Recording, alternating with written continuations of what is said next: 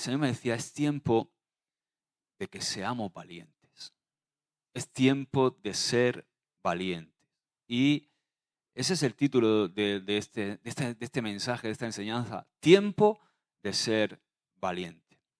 Para ser valiente necesitamos tener claras algunas cosas antes de pasar a aquello para lo cual tenemos que ser valientes.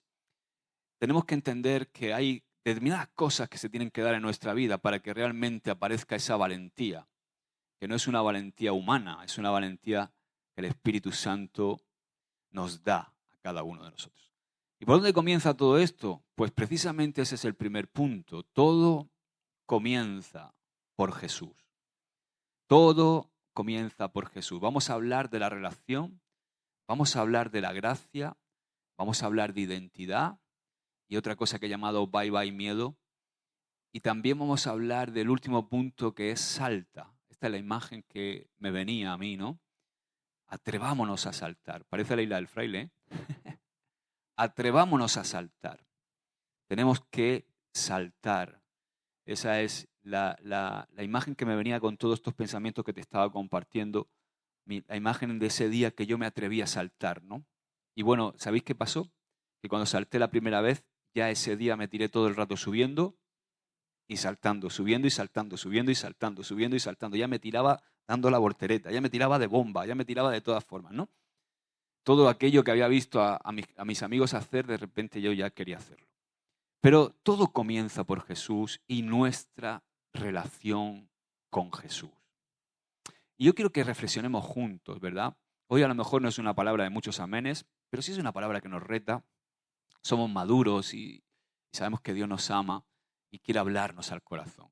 Entonces, lo primero que yo quiero que reflexionemos a modo de pregunta es ¿cómo definirías hoy día, hoy, a día de hoy, tu relación con Jesús? ¿Cómo estás con Dios? Todos sabemos, los que estamos aquí, que caminar con Jesús no es siempre un camino de rosas, ¿verdad?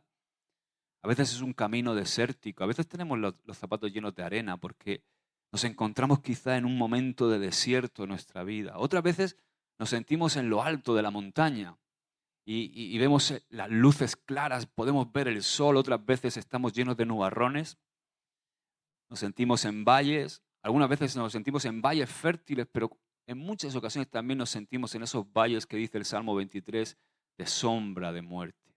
O quizá nos encontramos en un río y estamos simplemente dejándonos llevar por la corriente. Mi pregunta, hermano, amado, amada, ¿dónde estás tú? ¿Cómo te sientes en este momento? ¿Estás en un pozo o estás en una cima? Está claro que todos los que estamos aquí queremos mejorar nuestra relación con Jesús. Si no, no estarías aquí un martes a estas horas jugando España, ¿no? Es broma. Pero es una buena señal que estés aquí, porque eso me dice que tú quieres mejorar esa relación con Jesús. Y Dios siempre está esperando que tú y yo demos ese paso, independientemente del momento, de la situación, independientemente de si estás en una montaña, estás en un valle, estás en un desierto, estás en una tormenta. Esta mañana, bueno, mejor dicho, la mañana del martes pasado, estaba leyendo mi Biblia y me venían todos estos pensamientos que te voy a compartir ahora, y concretamente me llamó la atención algo que hemos leído muchas veces todos los que estamos aquí, que escribió David en el Salmo 1. Él habla del justo y el versículo 3 dice que el justo, aquellos que son piadosos, o sea, todos nosotros, él dice, es como árbol plantado a la orilla de un río que cuando llega su tiempo da fruto y sus hojas jamás se marchitan, todo cuanto hace prospera. O sea, este es David describiendo, en ese preciso instante que escribió este salmo, lo que estaba haciendo David era describir su relación con Dios. Cómo se sentía, cómo estaba él con Dios. O sea, David reconoce que su caminar con Dios es como un árbol que da fruto. ¡Wow! Y yo, cuando leí esto, en toda esta maraña que estaba intentando desarmar para cuando estás en la presencia de Dios, para intentar montarnos un mensaje y entender un poco lo que Dios te está diciendo, yo pensaba en un fenómeno, ¿no? Y te invito a ti a que pienses en este momento en un fenómeno de la naturaleza, algo que tú puedas encontrar en la naturaleza que describa el estado de tu relación actual con Jesús. Quizá te viene ahora una tormenta, ¿no? O te viene, no sé, yo me siento como en esa foto, ¿ves? Muchas veces me siento que a veces estoy con el sol, pero veo venir una tormenta. O el mar está en calma, pero fíjate que puede ceñirse sobre nosotros inmediatamente y levantarse una tormenta. Y me gusta porque David reconoce que su caminar con Dios es como un árbol que da frutos. Es como un árbol que da frutos. Me gusta, ¿eh? Es una buena manera de comenzar nuestro día, cada día, evaluarnos. Evaluar cómo está nuestra relación con Jesús. ¿Por qué? Porque el evaluarnos nos permite ver en qué punto estamos. Y saber en qué punto estamos en nuestra relación con Jesús es necesario para seguir caminando hacia adelante. Y por supuesto, es imprescindible para poder ser valientes. Porque sin Jesús, nada podemos hacer. Entonces, también recordaba un mensaje que me impactó mucho hace bastantes años. Yo creo que fue en 2013 o 2012. Un mensaje de un miércoles, una reunión entre semana, del pastor Fernando. ¿Os acordáis del pastor Fernando, verdad? Y me impactó porque lo estaba ministrando él, un hombre al que yo admiraba y que yo tenía como un gigante en cuanto a madurez espiritual. De hecho, para mí era un gigante espiritual.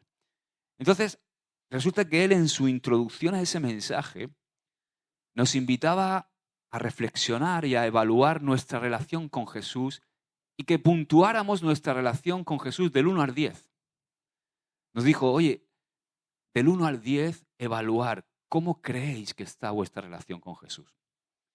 Y me impactó, ¿sabéis por qué? Porque yo cerré mis ojitos y en mi mente saqué una pedazo de nota impresionante. No sé, me encontraba yo en una montaña en ese momento. Era un tiempo en donde yo estaba en ese amor fogoso con Dios, donde estaba siempre buscando de Dios, me bebía la Biblia, leía un montón de libros, estaba siempre orando. ¿Te acuerdas, Ruth, de ese tiempo, verdad? Y en ese momento, cuando el pastor Fernando nos dijo eso, yo saqué, oye, 9,5. Me imaginé yo en mi mente, digo, por lo menos un 9,5. Pero para mi sorpresa, resulta que cuando el pastor Fernando dio su propia evaluación, nos contó que él se sentía suspenso, que él no llegaba ni al aprobado. Y ¿sabes qué? Cuando lo dijo con casi lágrimas en sus ojos, ese día entendí que aquellos que están cerca del Señor son capaces de ver sus propios pecados y sus debilidades mejor que los que están lejos de Dios. Y eso es lo que necesitamos, estar cerquita del Señor.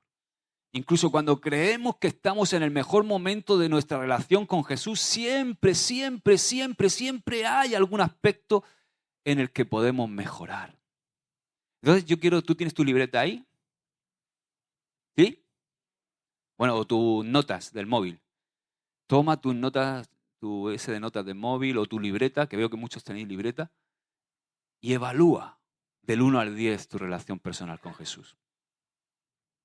¿Puedes evaluarla mentalmente? Ahora piensa y escribe en qué punto te gustaría estar. Y piensa, ¿qué es lo que te lo impide? ¿Qué es lo que te impide estar en el punto que te gustaría estar? Así que, si queremos ser valientes, todo comienza con nuestra relación con Jesús. Otra cosa importante, y es lo segundo de lo que te quiero hablar en esta tarde, que necesitamos tener claro para ser valiente, es entender bien la gracia de Dios.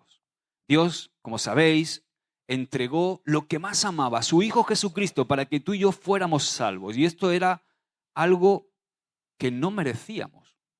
O sea, la gracia es gracia porque no la merecíamos. O sea, es simplemente pura gracia de Dios. La Biblia dice en Efesios 2:8 que somos salvos por gracia. ¿Y esto qué significa? Pues que no hay nada que podamos hacer para merecernos esa gracia ni para merecernos la salvación que Dios nos ha regalado.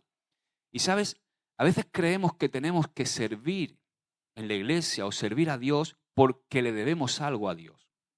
Y sabes, no es malo que haya ese sentimiento de deuda hacia Dios. No es malo tener ese sentimiento de gratitud y de deuda hacia Dios. Lo que es malo es cuando queremos compensar a Dios por lo que Él ha hecho por nosotros. ¿Por qué? Porque eso es algo que nos frustra, como vas a ver ahora. O sea, lo cierto es que tú y yo no podemos satisfacer, no podemos pagar lo que Dios ha hecho por nosotros. Es imposible. Da igual lo que tú hagas, es imposible pagar esa deuda. Pero es bueno tener ese sentimiento de deuda y de gratitud hacia Dios. Si creemos que con nuestras obras podemos de alguna manera devolverle el favor a Dios por lo que Él ha hecho por nosotros, lo llevamos claro, porque como he dicho, es impagable. El favor de Dios es inigualable e impagable. A veces esto es algo que nos cuesta trabajo entender. Lo entendemos de una manera quizá intelectual. Por favor, ¿podéis encender el aire? Lo habéis apagado y estoy a punto de que me salgan palomitas por la oreja. Sí, sí. Estoy a punto aquí si sigo aquí voy a incubar un huevo. Entonces, el favor de Dios es inigualable, impagable. Y esto es algo que entendemos. O sea, intelectualmente lo entendemos. Pero a veces al llevarlo a la práctica nos cuesta. Nos resulta difícil entender y sobre todo aceptar esta gracia. Parece demasiado buena esa gracia para ser gratis y que sea verdad que es gratis, ¿no? Estamos acostumbrados a que en este mundo vale todo tanto, ¿verdad? Y nos cuesta todo tanto, nada más que hay que ir a hacer la compra, ahora con la inflación, o llenar el depósito del coche. Un ateo muy reconocido decía algo que quiero rescatar. Él decía, a los cristianos no les gusta la gracia porque indica que no hay nada que puedan hacer para contribuir a su salvación. Y creo que no les falta verdad. O sea, él decía, a los cristianos no les gusta la gracia. ¿Por qué?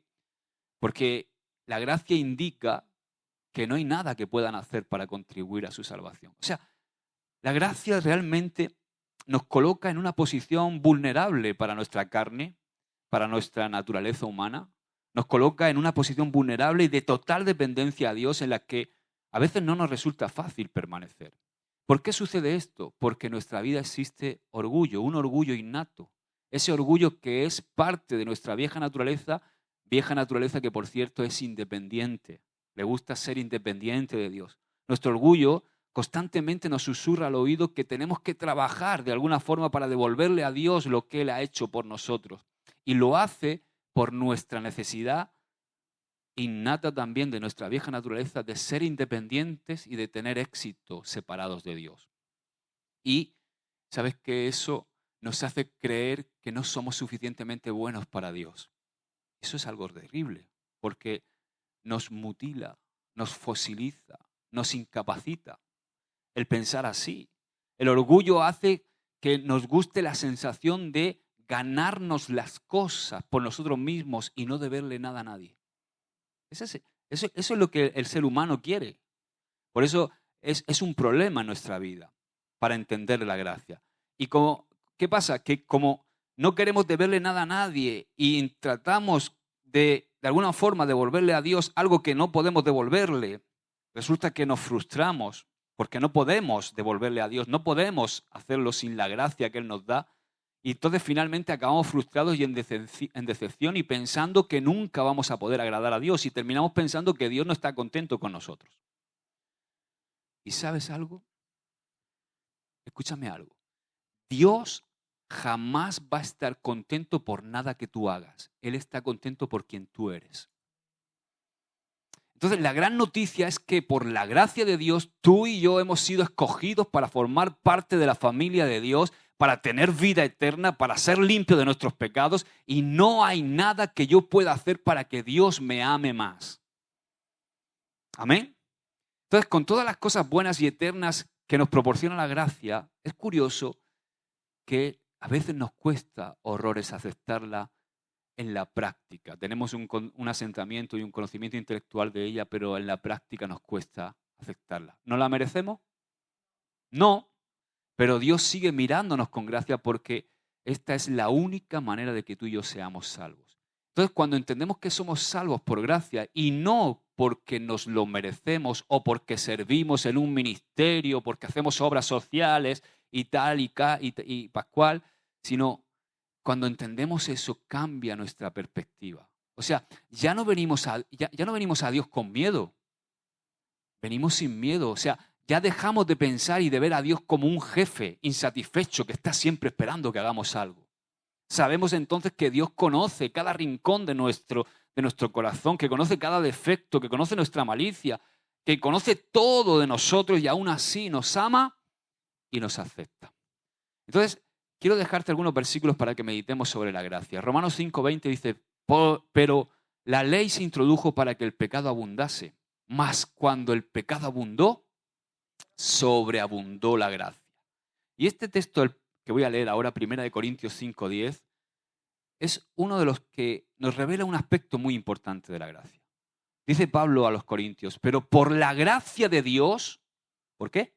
Por la gracia de Dios soy lo que soy. Y su gracia no ha sido en vano para conmigo, antes he trabajado, o sea que hay que trabajar. Pero fíjate lo que dice, he trabajado más que todos ellos, pero no yo, sino la gracia de Dios conmigo. ¡Wow! O sea, incluso aquello que tú y yo tenemos que hacer, que está dentro del propósito de Dios, dentro de nuestro servicio a Dios, es por gracia. Claro que hacemos, claro que servimos, pero todo es por su gracia, por su capacidad. Eso es lo que Pablo nos está diciendo. Por la gracia yo tengo la capacidad de ser valiente. ¿Entiendes? O sea, la gracia no solamente es una salvación inmerecida, sino que la gracia es la capacidad que Dios me da para ser valiente. Por la gracia de Dios, tú y yo hemos recibido la nueva naturaleza de Dios. El Espíritu Santo mora en nosotros. Gracia no solamente es salvación inmerecida, también es la capacidad que Dios nos da para ser valientes. Ahora, más versículos que hablan de gracia, que sé que te gusta. Tito 2:11, porque la gracia de Dios se ha manifestado para salvación a todos los hombres. Efesios 2:8 lo hemos mencionado antes, porque por gracia sois salvos por medio de la fe, y esto no de vosotros, pues es regalo, don de Dios. Amén. Entonces tenemos que todo comienza por Jesús para ser valientes. Tenemos que tener un entendimiento de la gracia, que para poder ser valientes lo tenemos que hacer con la gracia de Dios, con la capacidad que Dios nos da. Otra cosa muy importante que necesitamos tener claro para ser valientes es tener o entender bien nuestra identidad. ¿Sabes? Durante muchos años de mi vida, por ejemplo, cuando era un niño, yo basaba mi identidad en las cosas que hacía. No solamente de niño, sino ya de mayor también. Basé mi identidad por muchos años en las cosas que hacía.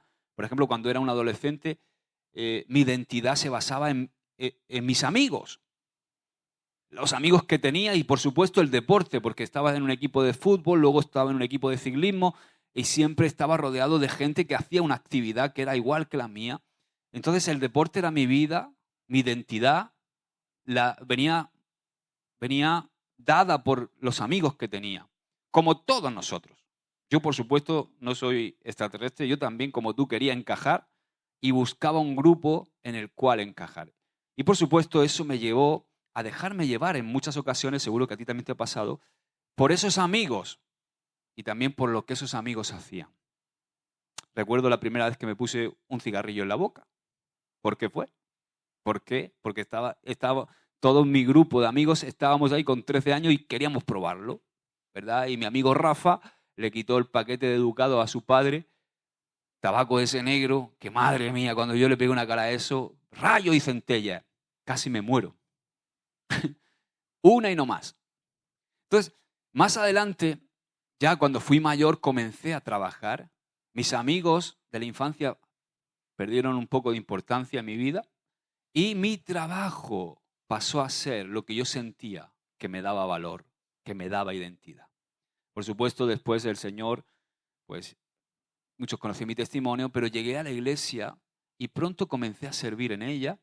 Esto hizo que mucha gente identificara mi servicio a Dios como mi identidad primordial. Y también suele ser común que basemos nuestra identidad en la imagen que mostramos al mundo que nos rodea de nosotros mismos. Pues hoy día ya puede ser por redes sociales o cómo vestimos, cómo nos peinamos o la imagen que damos de nosotros mismos. Pero si aún no está claro de qué es exactamente de lo que te estoy hablando, mira lo que dice el diccionario de la Real Academia cuando define la palabra identidad. Dice, conjunto de rasgos propios. ¿Cómo? Propios. de un individuo que le caracterizan frente a los demás. Entonces, yo quiero que tú tienes tu libreta ahí, ¿verdad? Voy a dar follón hoy con la libreta. Anota ahí cuáles son esos rasgos propios que consideras muy tuyos. Es decir, esos rasgos propios que son muy tuyos y son los rasgos en los que estás basando tu identidad. ¿Cuál es tu conjunto de rasgos únicos y propios que te diferencian de los demás? ¿Qué es lo que te costaría muchísimo dejar en la vida? Y escúchame, porque no es nada malo que nos encanten determinadas cosas. Un deporte, un estilo de música, la moda, el cine, navegar, el mar, no sé. Es normal que eso tenga influencia en nuestra, o cierta influencia en nuestra identidad. Esas cosas nos dan una identidad también. Nuestro trabajo, ¿o no? Claro, nuestro trabajo también nos da identidad. Pero a lo que me refiero es a qué es aquello que sobresale. Dios nos ha creado a todos y cada uno de nosotros con diferentes gustos. Gracias a Dios que no somos iguales. Porque si no el mundo se volcaría. Y Dios nos ha creado con diferentes gustos y también nos ha creado para que disfrutemos de todo eso que te acabo de decir, para que tengamos amigos, para que estudiemos, para que trabajemos. Pero ojo, debemos tener mucho cuidado cuando una o cualquiera de esas áreas está ocupando más lugar del que le corresponde, o peor aún, cuando está ocupando el centro de nuestro ser y le ha dado una patadita a Jesús, poniendo a Jesús en el número 2, en el número 3 o en el número 4 de nuestras prioridades. ¿Entendemos, verdad? Imagina si nuestro trabajo ha ocupado el centro de nuestra vida o ha ocupado el centro de nuestras prioridades. Pues ¿sabes cómo crees que irá mi relación con Jesús? Y si va mi relación mal con Jesús, ¿cómo crees que va a ir mi relación con mi matrimonio, con mi esposa? ¿O cómo va a ir mi relación con mis hijos? Si el centro de mi vida es el trabajo, todo se desajusta. O si mi imagen, por ejemplo, es lo más importante. ¿Cómo me sentiré si no me veo como quiero? Sabes que la edad va pasando, ¿no? Mi mujer está enrabietada con mis canas. Y a mí me gustan mis canas. Pero no me gustan las canas. Pero es la vida. ¿Verdad? O si mis amigos son mi mayor prioridad. Qué peligro esto de que los amigos sean nuestra mayor prioridad. Que nuestro mundo gire en torno a la amistad. ¿Qué pasa si cualquier amigo de repente en un enfado deciden pasar de ti? Decepción. Y de repente tu mundo se viene abajo. Y entonces es cuando te viene la imagen de David y en vez de estar siendo un árbol que da fruto, te sientes en un valle, sombra de muerte. Mi consejo en cuanto a la amistad es que bajes las expectativas. Es la mejor manera. Porque cuando esperamos mucho, normalmente estamos expuestos a la decepción y a ser ofendidos. Entonces, cuando Jesús no es el centro, todo se desajusta. Jesús es la única persona inamovible, la única persona que es verdaderamente estable. Él es la roca. Y Jesús es la única persona en nuestra vida merecedora de ocupar el número 1 en nuestros corazones. Él no te va a decepcionar jamás. Él nunca decepciona, aleluya. Entonces, ¿cuál es el rasgo que debe sobresalir de nuestra identidad? Él, únicamente Él, Jesús, es el que debe definir el rasgo principal de nuestra identidad. ¿Qué quiero decir con esto? Que cuando alguien nos vea, independientemente de que nuestro trabajo nos dé una identidad y sepan que somos fontanero, mecánico, arquitecto, músico, que por encima de todo lo que destaque es que diga, es cristiano, es un hijo de Dios, es un hombre que refleja el carácter de Jesús, es una mujer llena de sabiduría del cielo. Eso es lo que debe sobresalir como nuestra identidad prioritaria. Que cuando alguien piense en nosotros diga, ahí va un hijo de Dios, ahí va una hija de Dios. ¿Sabes? En Antioquía fue donde empezaron a llamarle a los del camino por primera vez cristianos. Y la palabra cristiano parece que la decimos muy de pasada, muy rápido, pero tiene un peso impresionante porque quiere decir pequeños Cristos. O sea, que lo que veían en esos del camino eran que veían a Jesús. Por eso empezaron a llamarles cristianos. Y ese debe ser el rasgo que sobresalga de nosotros. Esa es mi aspiración, hermanos, y creo que también la tuya, ¿verdad? Entonces, cuando Jesús está en el centro de nuestras prioridades, nuestra identidad se convierte en aquello que Él piensa de nosotros. Y no solamente eso, sino que nos convertimos en gente valiente. ¿Quieres saber lo que piensa Jesús de nosotros? Vamos a dejar que la palabra hable. Juan 1:12. Mira, mas a todos los que le recibieron, a los que creen en su nombre, les dio potestad de ser hechos hijos de Dios. Aleluya. Romanos 15:7. Por tanto, recibíos los unos a los otros como también Cristo nos recibió para gloria de Dios. Somos aceptados en Jesús. Somos recibidos. Amén. Colosenses 2:9-10 dice, porque en Él habita corporalmente toda la plenitud de la deidad y vosotros estáis completos en Él, que es la cabeza de todo principado y potestad. Estamos completos en Cristo Jesús. Primera de Corintios 6:17-20. Voy a leer solamente el 18. Dice, ¿o ignoráis que vuestro cuerpo es templo del Espíritu Santo, el cual está en vosotros, el cual tenéis de Dios y que no sois vuestros? O sea que somos templo del Espíritu Santo. Amén. Romanos 6:6 dice, sabiendo esto, que nuestro viejo hombre fue crucificado juntamente con él para que el cuerpo del pecado sea destruido a fin de que no sirvamos más al pecado. ¡Wow! Estamos crucificados juntamente con Jesús. Génesis 1:27 dice, y creó Dios al hombre a su imagen, a imagen de Dios lo creó, varón y hembra los creó. Tenemos la imagen de Dios. Jesucristo, a través de su sacrificio, de su muerte y su resurrección, nos ha devuelto la imagen perdida. La imagen que perdió Adán ha sido restaurada en Cristo Jesús. Amén. Y fíjate, primera de Pedro 2:9, este lo conoces.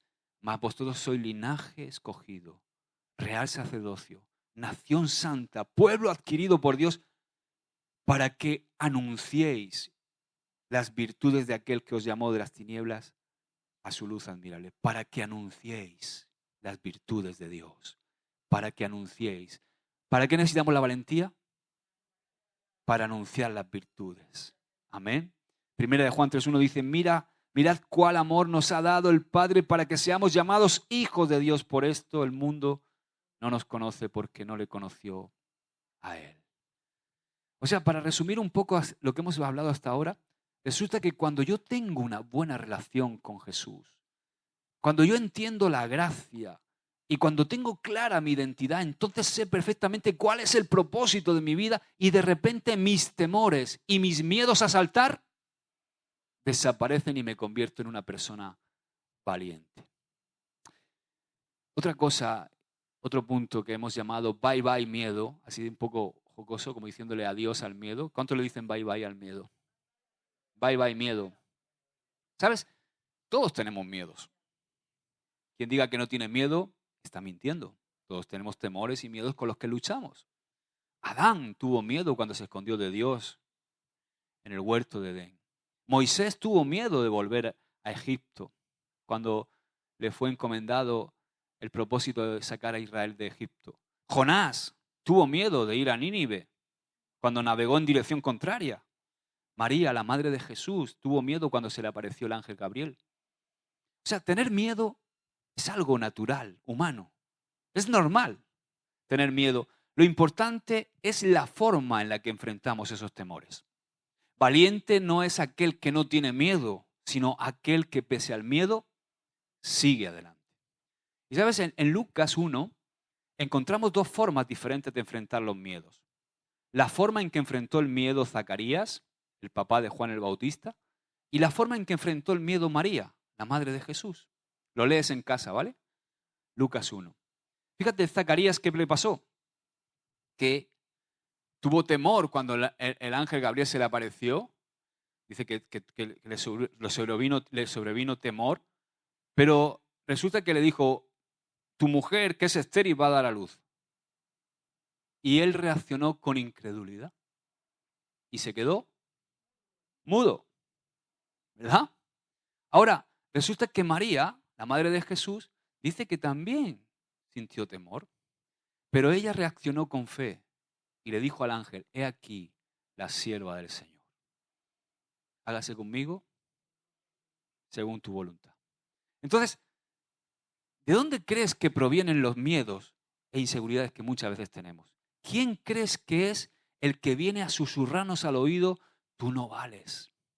O mira ese que bien lo haces, jamás lo vas a hacer como él. O no puedes, o no sabes, o eres un inútil. Es el enemigo, el que viene a susurrarnos eso al oído. El enemigo es el que viene y el que quiere que vivamos atemorizados para que no nos atrevamos a saltar al agua y no nos atrevamos a obedecer a Jesús cuando Él nos impulsa hacia adelante. Es el enemigo el que disfruta cuando a la hora de evangelizar tú te quedas callado y parado, pensando que sí, que deberías hablarle a esa persona, pero que te da miedo, te da temor por cómo esa persona va a reaccionar. Es el enemigo el que disfruta cuando decidimos no hablar de Jesús porque crees que vas a hacer el ridículo. El enemigo disfruta cuando nos miramos al espejo y no vemos más que defectos en nuestra vida.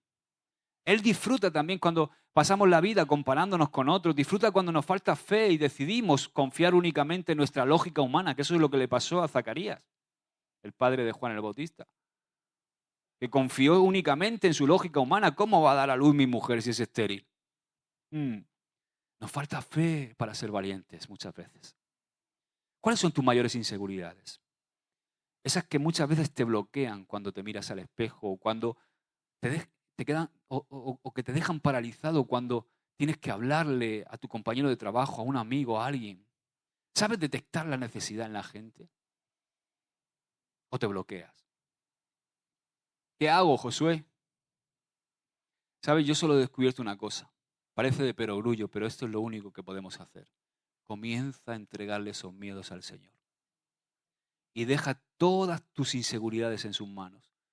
Mira, si haces eso y lo haces con fe, habrás dado un gran paso. Y vas a comenzar un proceso de confiar en el Señor y de que tu fe aumente. Y eso no quiere decir que los temores van a desaparecer, porque muchos de nuestros miedos van a convivir con nosotros toda la vida. Pero tenemos que tomar la costumbre de ponerlos continuamente en las manos de Dios para que Él nos ayude a saltar incluso cuando no vemos si hay rocas abajo o si será un salto glorioso. ¿Cuántos quieren ser valientes? Amén. Y después de todo esto que te he dicho, estamos preparados para saltar. Y eso es lo que te quiero decir. Salta, hermano. Saltemos juntos. Salta. Después de hablar de nuestros miedos y de nuestras inseguridades, nos toca saltar. Nos toca ser valientes. Hoy es día de empezar a ser valiente. A mí siempre, ¿sabes? Te confieso que me ha costado mucho predicar el Evangelio, sobre todo a la gente desconocida. Pero tenemos que cambiar nuestro paradigma. Tenemos que cambiar nuestra forma de pensar con respecto al mundo que nos rodea. Tenemos que dejar de ver el mundo como una amenaza y comenzar a verlo como una oportunidad. ¿Sabes? En el campamento de jóvenes me vino esta imagen en una administración. Tú dirás, pastor, estás loco. Sí, pero a mí el Señor me habla así. ¿Cuántos conocéis este juego? Este juego se llama Pac-Man, en inglés, Comecocos. Aquí en España le hemos llamado siempre Comecocos. Era un juego que yo me pasaba horas en la recreativa jugando, ¿no? En vez de estar en clase. Pero bueno, el Señor me ha perdonado ya. Y este juego es muy sencillo, ¿verdad? Tú estás comiendo cocos y hay unos fantasmas, salen ahí en la imagen, que nos persiguen, ¿verdad? Y ¿sabes? El Señor me significaba esto. Nosotros muchas veces somos como ese comecoco. Y vivimos amenazados por esos fantasmas. Y estamos continuamente amenazados y vemos los fantasmas como una amenaza de la que tenemos que huir y recluirnos en algún lugar. Pero resulta que el comecocos, cuando se come uno de estos cocos gordos, que hay 4, 1, 2, 3 y 4, resulta que ya el fantasma no te persigue, sino que tú persigues al fantasma, ¿verdad? Entonces eres tú la amenaza para el fantasma. Ya el fantasma no es una amenaza para ti, sino que tú eres la amenaza para él. Y el Señor me lo significaba así, dice, si vosotros os coméis mi palabra, si vosotros os coméis mi presencia, si vosotros os llenáis de mi Espíritu Santo constantemente, no os vais a sentir jamás amenazados, sino que vosotros os vais a convertir en aquellos que capturan, que atrapan a aquellos que necesitan de mi presencia en su vida, aquellos que necesitan salvación, aquellos que necesitan conocerme. Amén. Fíjate qué tontería, ¿verdad? Entonces, ¿qué quiero decir con esto? Que tenemos que dejar de ver al mundo como una amenaza y comenzar a verlo como una oportunidad. ¿Sabes? Nadie de nosotros jamás se sintió más amenazado por el mundo que Jesús. Lo crucificaron. Pero ¿sabes qué? Jesús jamás vio el mundo como una amenaza. Todo lo contrario. Jesús vio el mundo como una oportunidad para traer el reino de Dios y para salvar al mundo. Aleluya. Y ¿sabes? Cuando te decidas a ser valiente, cuando nos decidamos a ser valientes, te vas a sorprender. Cuando tú empieces a hablar de Jesús de una forma espontánea, natural, porque te sale por los poros, porque es tu vida, es tu pasión, te vas a sorprender. ¿Tú sabes cuánta gente hay hablando tonterías al cabo del día? Nada más que hay que ver Twitter, las redes sociales, encender un noticiario. ¿Cuánta gente hablando tonterías y nosotros callados? La iglesia callada. La iglesia que es columna y baluarte de la verdad. Nos da miedo hablar. Y yo oigo por ahí que cada disparate que la gente dice y nosotros que tenemos la verdad, que tenemos la vida, nos da miedo hablar. No nos atrevemos. Pero, ¿sabes? Yo estoy sorprendido porque donde voy hablo de lo que me apasiona. Porque si estoy al lado de una persona que me está hablando constantemente de lo que le apasiona, ¿por qué no le voy a hablar yo de lo que me apasiona a mí? ¿Verdad? Y es impresionante. ¿Sabéis que hace 2 semanas, hace más, 2, 3, 4 semanas, un chico de la iglesia, un chico del gimnasio que se llama Juan Carlos, llorando con lágrimas en sus ojos, mi mujer lo conoce, ese chico dice que ha nacido 2 veces porque tuvo un accidente de tráfico que se abrió la cabeza entera. Pero incluso con pérdida de masa encefálica. Está vivo de milagro. Y cuando yo le dije lo que yo era, con naturalidad, yo soy pastor. ¿Sabes que Dios a mí me ha salvado? Digo, ¿y te quieres salvar del todo? Porque te ha salvado la vida de momento.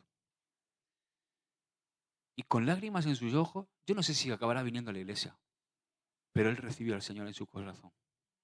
Es un chaval muy sensible, que ha tenido muchos problemas, porque ha tenido una vida muy desenfrenada y está muy desencantado de las cosas con 28 años. Ha vivido muy rápido, pero, ¿sabes? Es un discípulo mío. Y ahí, yo no sé si va a acabar viniendo a la iglesia, hermano, lo desconozco. Él sabe dónde estamos, sabe quién soy, pero lo importante es que él, con lágrimas en sus ojos, recibió al Señor en su corazón. Y dijo, yo creo en Jesús. Yo creo que Él me ha salvado, pastor. Me dice pastor. Además, ¿sabes qué? Fíjate, nosotros no tenemos que salvar a nadie. Nosotros solamente tenemos que entregar el mensaje. El que salva es Jesús. El que toca las vidas es el Espíritu Santo. Mira lo que dice Mateo 28, 18. Dice, y Jesús se acercó y les habló diciendo, toda potestad me es dada en el cielo y en la tierra, por tanto, id y haced discípulos a todas las naciones, bautizándolos en el nombre del Padre y del Hijo y del Espíritu Santo, enseñándoles que guarden todas las cosas que os he mandado. Y he aquí, yo estoy con vosotros todos los días, hasta el fin del mundo. Amén. ¿Cómo crees que se sintieron los discípulos cuando Jesús les dio este mandamiento?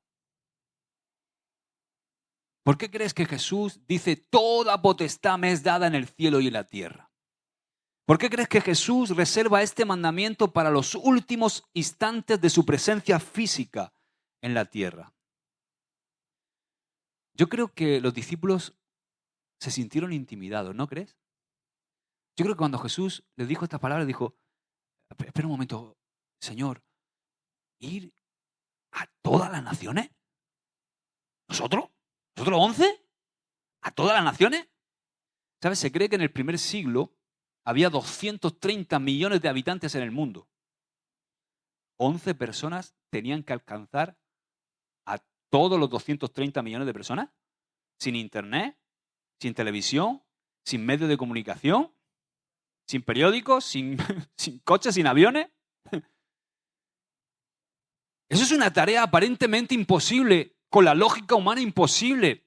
Pero después de ver los milagros de Jesús, después de caminar con Jesús durante 3 años y medio, después de ver la forma en que Jesús trataba a los pecadores, después de ver la misericordia, el amor, los milagros de Jesús y por supuesto, por encima de todo, después de verle morir y resucitar, seguramente a estos discípulos de Jesús no les faltaba motivación. ¿Y qué me quieres decir con esto, Josué? Pues que si nos falta motivación es porque no conocemos a Jesús. Porque conocer a Jesús es la clave para estar motivado a hablar de Él. Conocer más a Jesús incrementa mis ganas de compartir con otros lo que Él ha hecho en mi propia vida y lo que Él ha hecho por el resto de la humanidad. Además, Jesús les dice ahí, Jesús reconoce tener toda autoridad en el cielo y en la tierra. Y esa autoridad que Jesús reconoce poseer, se la entregó a sus discípulos para que no tengan miedo en cumplir la misión. Y esa autoridad está en ti, hermano. Está en nosotros esa autoridad. Entonces, ¿de qué vamos a tener miedo si Jesús está de nuestro lado? Amén. Nuestra tarea es proclamar la verdad. El Espíritu es el que toca los corazones. Al fin y al cabo, que una persona se convierta o no se convierta no depende de nuestras habilidades. Debemos confiar en que Dios va a hacer su obra en los corazones que le están buscando. Y esa es mi oración. Señor, pon en mi vida personas que están buscando. Porque todas están buscando, hermanos. Muchas veces somos rápidos para señalar con el dedo a las personas que están quizá en drogas o que están quizá en vicios o en pornografía o no sé qué, en la noche, en todas esas cosas. Esos son buscadores, están buscando en el lugar equivocado. Y necesitan encontrar la verdad. Pero si nosotros callamos, ¿cómo van a conocer la verdad? Debemos confiar en que Dios nos va a poner personas y oportunidades, hombres y mujeres que están buscando. Amén. ¿Sabes? El que menos te espera. De repente te das cuenta que tiene un hambre y una necesidad espiritual y quizá lo está buscando en el ocultismo, lo está buscando en un montón de cosas y nosotros quizá lo señalamos y nos apartamos como si fuera un apestado en lugar de en ese momento decir, hey, ¿quieres conocer a Jesús? Mira, nos pasa como me pasaba a mí en el balneario. ¿Sabéis cuándo me tiré? ¿Cuando era pequeño? Me tiré cuando no lo pensé. Y eso es lo que tenemos que hacer. Cuando decidimos pensar menos y actuar más, es el día que el Espíritu Santo nos puede usar para alcanzar a las personas. Y tenemos todo un pueblo.